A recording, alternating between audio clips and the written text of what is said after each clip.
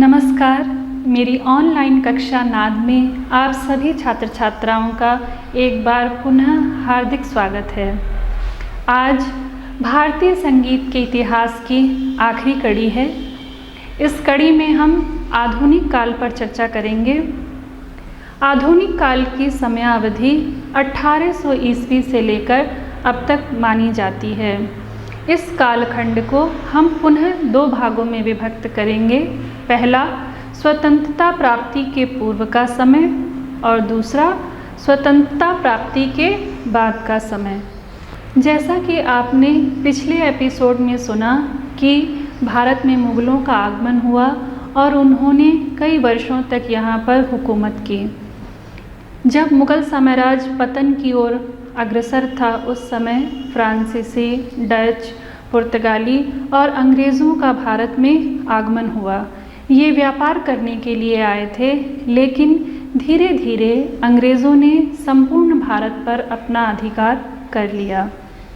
चूँकि अंग्रेज़ों का मुख्य उद्देश्य भारत पर शासन करना और अधिकाधिक धनार्जन करना था, इसलिए उन्होंने संगीत के क्षेत्र में कोई विशेष प्रोत्साहन नहीं दिया, कोई भी ध्यान नहीं दिया।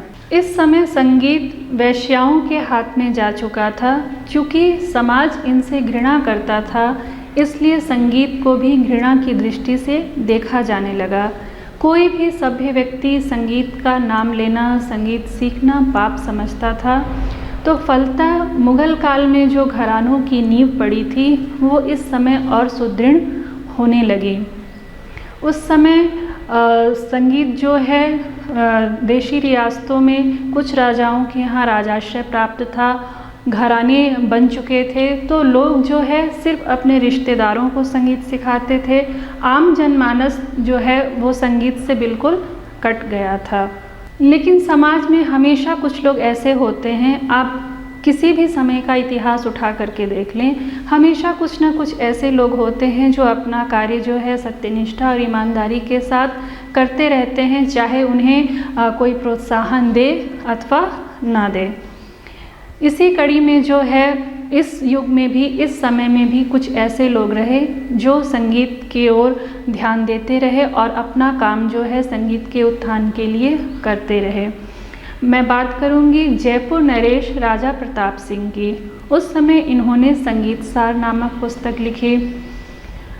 1813 में पटना के मोहम्मद रज़ा ने नगमाते आसिफ़ी लिखी।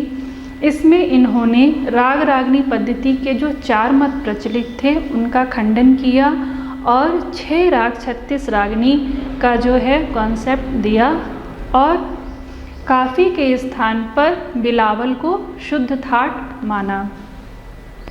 उसी समय कृष्णानंद व्यास भी रहे, जिन्होंने संगीत राग कल्पद्रुम नामक पुस्तक लिखी।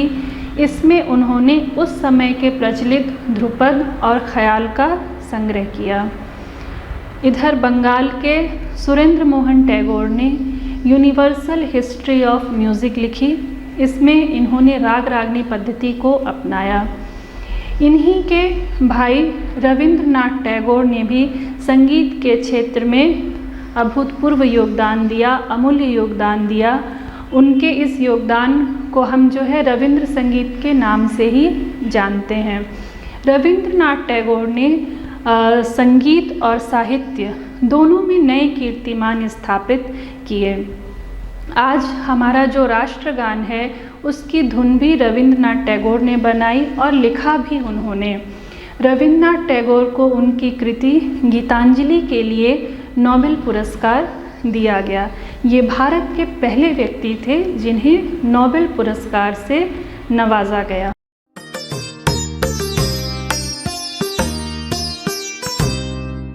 इसी काल में जब संगीत जो है परिस्थितियों की थपेड़ें झेलते हुए किसी तरह से जल रहा था, तो इस धरा पे 2 महानुभावों का अवतरण हुआ, पंडित विष्णु दिगंबर पुलस्कर जी और पंडित विष्णु नारायण भातखंडे जी। इन्होंने संगीत के क्षेत्र में जो योगदान दिया वो सदैव सर्वाक्षरों में अंकित रहेगा। पंडित विष्णु दिगंबर ने सर्वप्रथम जो संगीत में अश्लील श्रृंगारिक शब्द आ चुके थे, सबसे पहले उनको निकाला और उनकी जगह पर भक्ति रस के सुंदर शब्दों को रखा। संगीत के प्रचार प्रसार के लिए इन्होंने बहुत से भ्रमण किए। 1901 में लाहौर में, जो उस समय भारत का हिस्सा था, वहाँ गांधर्व महाविद्यालय की स्थापना की। ये आश्रम पद्धति का विद्यालय था जिसमें वो निःशुल्क बच्चों को शिक्षा दिया करते थे। पंडित ओमकार नाथ ठाकुर, विनायक राव पटवर्धन, VL कशालकर जैसे नायाब हीरे उन्होंने हमें दिए।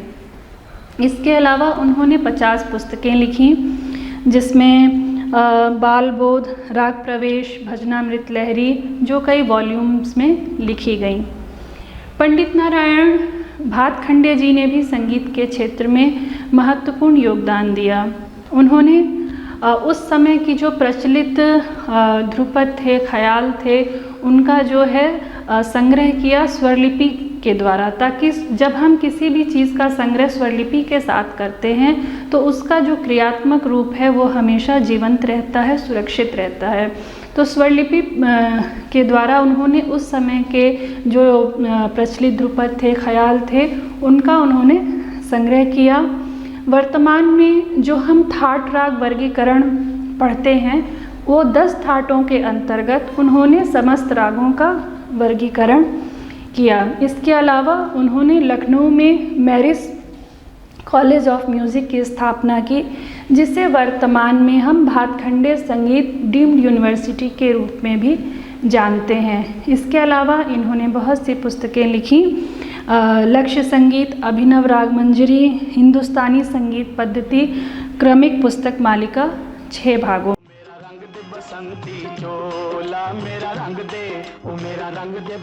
भारत के स्वतंत्रता आंदोलन में भी संगीत की महत्वपूर्ण भूमिका रही।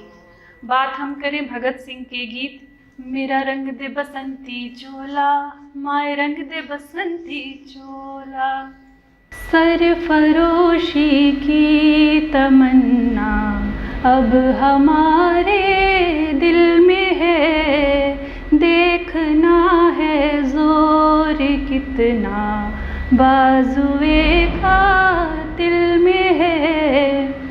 उस समय के इस तरह के जो देशभक्ति के गीत थे, जो वीर रस के गीत थे, उन्होंने आम जनमानस में क्रांति की लहर को, आज़ादी पाने की लहर का जो जोश था, वो जोश, वो रवानी संगीत ने दी।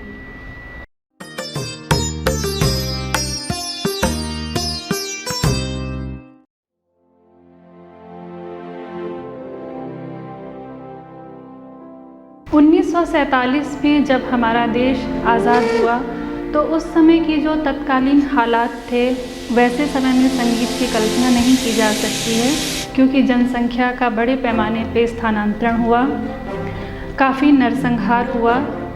धीरे धीरे जब स्थितियां काबू में आईं तो हमारी जो राष्ट्रीय सरकार थी, चूँकि उस समय रियासतों का विलीनीकरण हो चुका था, जो पहले संगीतज्ञों को राजाश्रय प्राप्त था, विलीनीकरण हो जाने के कारण वो चीज़ें ख़त्म हो गईं।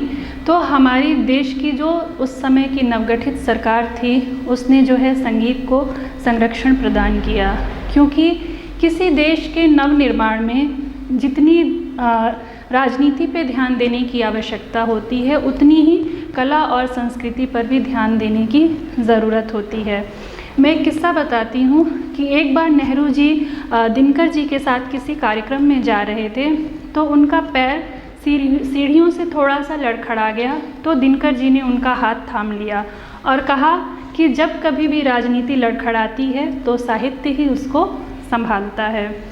तो किसी भी देश को ऊंचाइयों पे ले जाने के लिए उसके कला, संगीत, संस्कृति पे भी ध्यान देने की विशेष आवश्यकता होती है।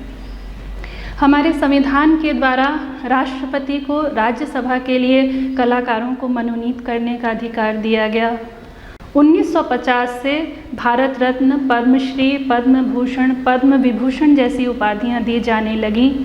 1977 में जब जनता पार्टी की सरकार आई, तब इन उपाधियों को देना बंद कर दिया गया था, लेकिन 1980 में जैसे इंदिरा जी की सरकार आई, इन उपाधियों को फिर से देना शुरू कर दिया गया।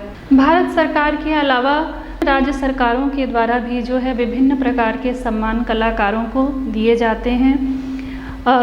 संगीत नाटक अकादमी, ITC रिसर्च एकेडमी, इंदिरा कला संगीत विश्वविद्यालय, बहुत सी ऐसी संस्थाएं खुली जहां संगीत की पढ़ाई जो है निम्न कक्षाओं से लेकर PhD के स्तर तक की जो है पढ़ाई होती है। संगीत को एक विषय के रूप में मान्यता दी गई। भारतीय संगीत के प्रचार प्रसार में आकाशवाणी का सबसे महत्वपूर्ण योगदान रहा।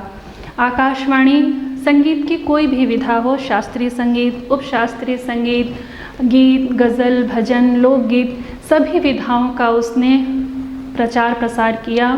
आकाशवाणी के द्वारा कलाकारों की स्वर परीक्षा ली जाती है, उसके आधार पे उन्हें विभिन्न वर्गों में वर्गीकृत करके उसके अनुसार उन्हें पारिश्रमिक दिया जाता है। और इस तरह से जो है जो संगीत है वो आम जनमानस तक पहुंचा। बात हम दूरदर्शन की करें तो दूरदर्शन ने भी संगीत के प्रचार प्रसार में महत्वपूर्ण भूमिका निभाई। वर्तमान में कई प्राइवेट चैनल्स भी हैं जो अपने स्तर से संगीत का प्रचार प्रसार कर रहे हैं। यद्यपि उनका विशेष फोकस शास्त्रीय संगीत, उपशास्त्रीय, गज़ल ऐसी चीज़ों पर नहीं है, लेकिन फिर भी चित्रपट संगीत को वो जो है उस माध्यम से जन जन तक जो है इन प्राइवेट चैनलों ने भी जो है संगीत को पहुंचाया है। और इस समय में जो टेक्नोलॉजी जो आई, जो नई टेक्निक्स आई, उन्होंने संगीत को नई ऊंचाइयां दी। बात अगर हम करें माइक्रोफ़ोन की, पहले गायकों को गाने में बहुत तकलीफ़ होती थी, लेकिन अब माइक्रोफ़ोन की सुविधा से, माइक की सुविधा से वो बहुत अच्छा उतनी तकलीफ़ नहीं होती है। कितने भी बड़ा जनसमूह हो, सरलता से सबको आवाज़ सुनाई देती है। रिकॉर्डिंग का सिस्टम शुरू हो गया है। पहले टेप रिकॉर्डर थे, कैसेट आए, DVD आए, अब पेन ड्राइव है जिसमें आप जो संगीत को जो है अमर रख सकते हैं, सुरक्षित रख सकते हैं। तो ये एक बहुत बड़ा जो है क्रांतिकारी परिवर्तन जो है वो संगीत के क्षेत्र में टेक्नोलॉजी के आने से हुआ। संगीत के प्रचार प्रसार में चित्रपट संगीत का बहुत बड़ी भूमिका रही है। चित्रपट संगीत ने जो है देश के हर आदमी तक, हर व्यक्ति तक जो है संगीत के सुमधुर लहरियों को पहुंचाया है। आज मुझे लगता है कि हर व्यक्ति की सुबह जो है वो संगीत से ही होती है। जब वो सुबह उठता है तो अपनी पसंद के अपने मोबाइल में या जो भी उसके पास संचार का जो भी सुनने का माध्यम है उससे वो जो है अपने दिन की शुरुआत करता है, भजन सुनता है, जो भी है। तो आज हर देशवासी की, हर नागरिक की सुबह जो है वो संगीत से होती है।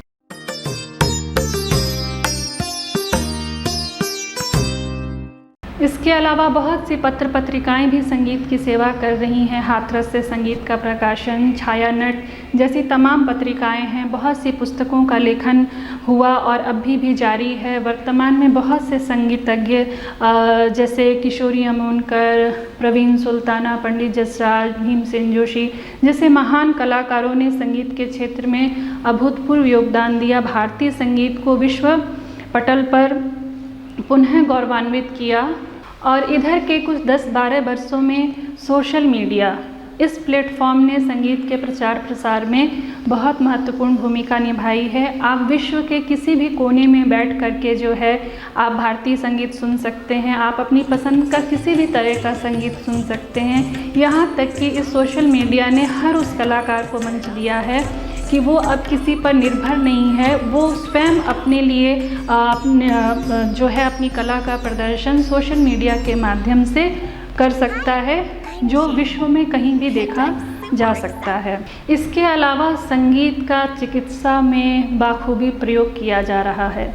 यद्यपि भारत में बहुत कम जगहों पर इसके कोर्सेज संचालित हैं, लेकिन यदि हम विदेशों की बात करें तो वहाँ पे म्यूज़िक थेरेपी में नित्य नए शोध किए जा रहे हैं। संगीत के क्षेत्र में बहुत शोध हुए हैं। वैज्ञानिक शोध ये बताते हैं कि जिन पेड़ों को संगीत सुनाया गया, जिन पशुओं को, गायों को संगीत सुनाया गया, वो अधिक दूध देने लगी। तमाम मानसिक रोगों में सबसे कारगर जो इलाज है वो संगीत का है। तो और बच्चों के सर्वांगीण विकास के लिए संगीत की शिक्षा अत्यंत ही अनिवार्य है। अगर मैं बात प्लेटो की करूं तो प्लेटो का ये कहना था कि 18 वर्ष की आयु तक सभी बच्चों को सिर्फ व्यायाम और संगीत की ही शिक्षा दी जानी चाहिए। इस प्रकार हम देखते हैं कि आधुनिक काल में संचार क्रांति के साथ संगीत भी कदम ताल मिलाता हुआ निरंतर विकास के पथ पर अग्रसर है। तमाम नवीन शोध जारी हैं।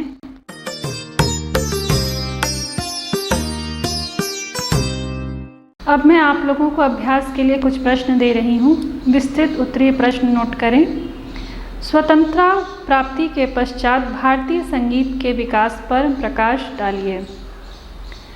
अति लघु उत्तरीय प्रश्न इस प्रकार हैं। राष्ट्रगान की धुन किसने तैयार की?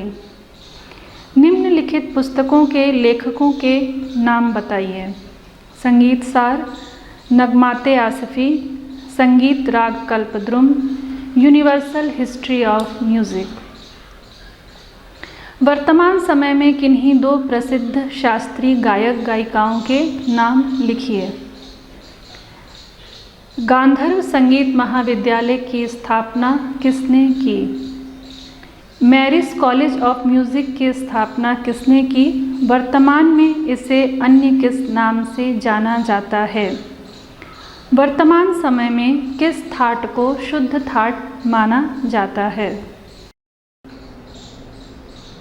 पिछले एपिसोड में मैंने आपसे जो प्रश्न पूछे थे उनका उत्तर आपकी स्क्रीन पे प्रसारित हो रहा है, जिसे आप मिलान कर सकते हैं।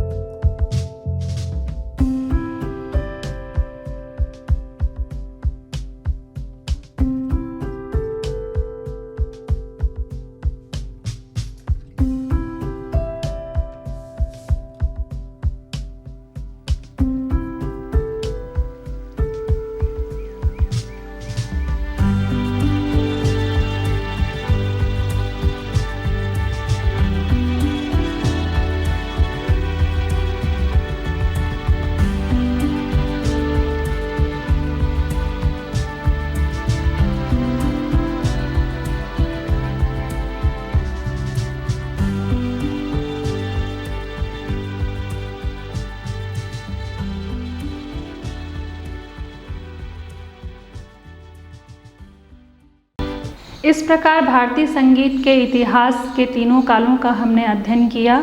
इसके कुछ अभ्यास के प्रश्न दिए। अगले एपिसोड में एक नए अध्याय, ताल अध्याय के साथ आपसे पुनः भेंट होगी। तब तक के लिए जो पिछले एपिसोडों में जिन विषयों पर चर्चा हुई है उनका गहराई से अध्ययन कीजिए, रियाज कीजिए, स्वच्छता रखिए, लॉकडाउन का पालन कीजिए। जय हिंद।